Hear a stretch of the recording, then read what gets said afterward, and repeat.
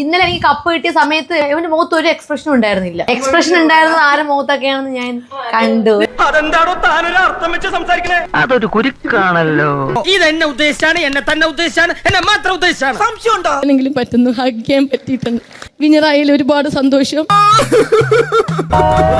നിങ്ങളെല്ലാരും എന്തുകൊണ്ടാക്കാൻ എന്നെ നോക്കുന്നു? എന്നെ പിടിച്ച് പുറത്താക്കിയതാ എന്റെ കുഴപ്പം കൊണ്ടല്ല.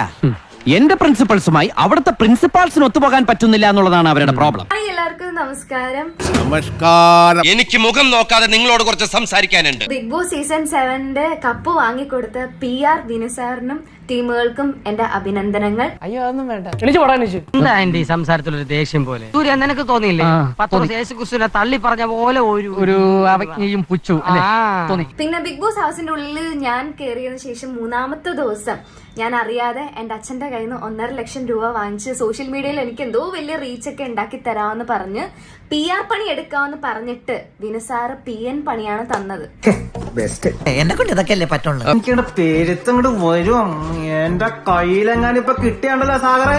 എന്നെ ഇത്രയും റീച്ചും ഇത്രയും ഫേമസും ഇത്രയും വൈറലാക്കി തന്ന വിനുസാറിന്റെ സോഷ്യൽ മീഡിയക്കാർക്കും യൂട്യൂബേഴ്സിനും എന്റെ എല്ലാ നന്ദിയും ഞാൻ അറിയിച്ചു കൊള്ളുന്നു. അതാണ് ഞങ്ങളുടെ കുടുംബത്തിന്റെ മഹിമ. വിനുസാറും പിന്നെ വിന്നറിന്റെ ഫാൻസ് എല്ലാം കൂടിയാ പറയുന്നത്. അതറിഞ്ഞാലും ഒത്തിരി സന്തോഷമുണ്ട്. എന്തായാലും വിന്നർക്ക് ഞാൻ കാരണം കപ്പ് കിട്ടിയല്ലോ.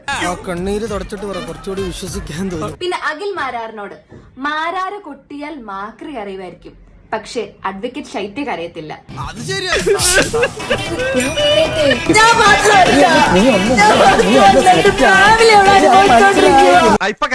അല്ലെങ്കിൽ പിള്ളേച്ചൻ നുണ പറയുന്നതായിരിക്കും. നിലപാടുള്ളവർക്കേ ശത്രുക്കൾ ഉണ്ടാകത്തുള്ളൂ. ബാക്കിയുള്ളവരെ പ്രീതി പിടിച്ചു കിട്ടാൻ വേണ്ടിയിട്ട് എനിക്ക് എന്റെ നിലപാട് മാറ്റാൻ ഞാൻ ഉദ്ദേശിക്കുന്നില്ല. ആദ്യം നീ ഒന്നാമത് നോക്ക്, എന്നിട്ട് സ്വയം നന്നാക്കിയാ മതി. എങ്ങനെ? നിനക്കൊരു വിചാരമുണ്ട് നീ ഭയങ്കര ബോൾഡ് ആണെന്ന്. ബോൾഡ് അല്ല, ബോൾട്ടാണ്, ബോൾട്ട്.